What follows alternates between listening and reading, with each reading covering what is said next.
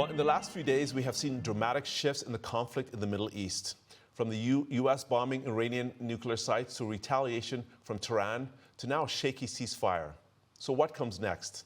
Well, earlier, my colleague Kim Parley spoke with Roman Schweitzer, Managing Director at the TD Cowen Washington Research Group. She asked him if this had the potential to become a prolonged situation. I don't think it'll be prolonged. I have said it would be short. Believe it or not, when when Donald Trump won the election in November, and since I have suggested there would be regime change in Iran over the next 18 months. So we're, about a half a year into that ticking clock. I don't think the Iranian regime can remain as it is right now without substantial intervention, particularly from Russia or China. Iran is the weakest, probably at the weakest it has been since the 1979 revolution. Its proxy allies are in no condition to stand up. The Trump administration had put on a maximum pressure campaign in terms of oil sanctions. So I really do think this comes to a head, although it's just really unclear what that means. Does that mean a change in the revolutionary government itself, either with the Ayatollah or an IRGC coup, or the Crown Prince coming back due to some popular uprising or some grassroots movement? So really the range of options is over, but I think the government of Iran as we see it today, or the status quo in the Middle East as we understand it today, is going to change pretty shortly. You mentioned Russia and China, and I wanted to ask that too, but when we think about, and you're in the job of thinking about second, third order derivatives and how things play out, what impact does this have on geopolitics on a wider level? Massive. Truly massive. And I mean, I really do, maybe this isn't on par with the fall of the Berlin Wall, but this would be sort of one of the seismic shifts in the Middle East, in quite some time. And what I mean by that is, Iran has been I think the U.S. government would say a leading fomenter of trouble in the Middle East, and that really you would see a whole range of possibilities in terms of the Abraham Accords, perhaps some sort of satisfactory settlement of the Palestinian dilemma in Gaza, as well as a whole range of issues. Now, I mean, the Iranian foreign minister is in Russia right now, meeting with Vladimir Putin for meetings, or he has been, and how that plays out will be quite significant. I think Russia has a vested interest in keeping Iran one of its clients and suppliers of missiles and drones in its campaign against Ukraine. There's certainly a vested interest in propping up the Iranian government as it exists today. And China has made a significant investment in trying to encroach more into the Middle East, whether that's with Iran or whether that's with the Saudi government or other GCC countries.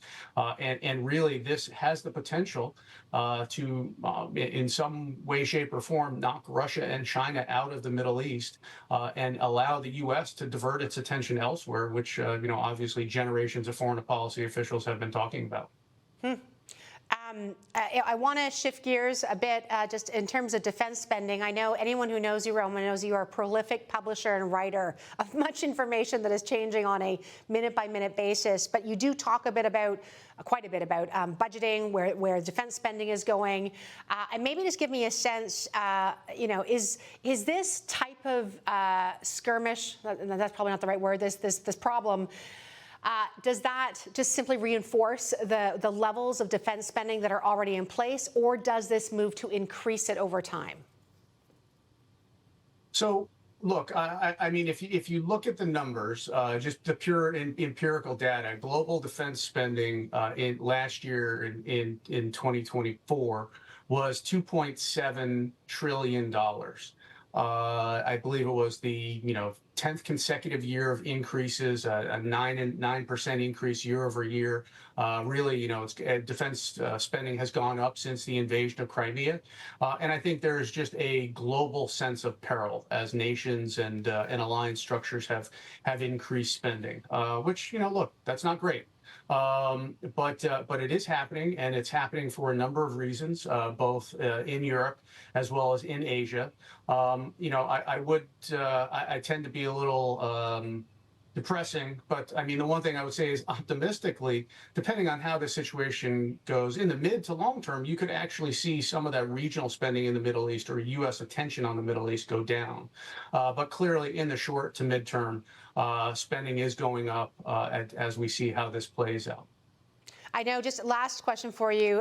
Lots of things coming up. NATO summit is coming up. The levels of spending are shifting up. Maybe tell me what you're watching on that front.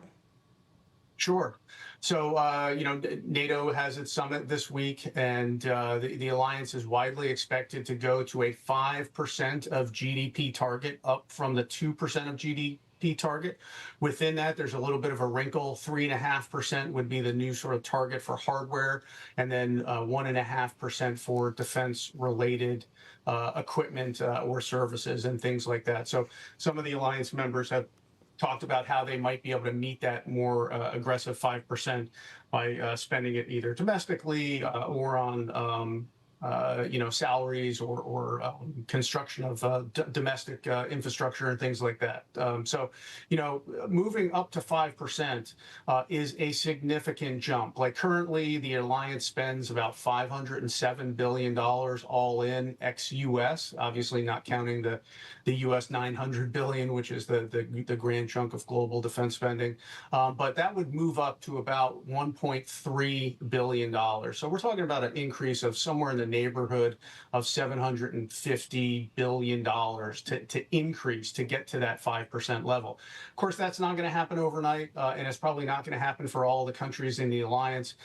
Notably, Spain is likely going to be given a caveat in this. I really question how well that's going to sit with the rest of the alliance members if 31 of 32 countries promise to go to 5%. But also notably, the one thing I would say is it's not clear exactly how the U.S. is going to get 5%, so maybe the U.S. is going to get a little bit of a waiver as well.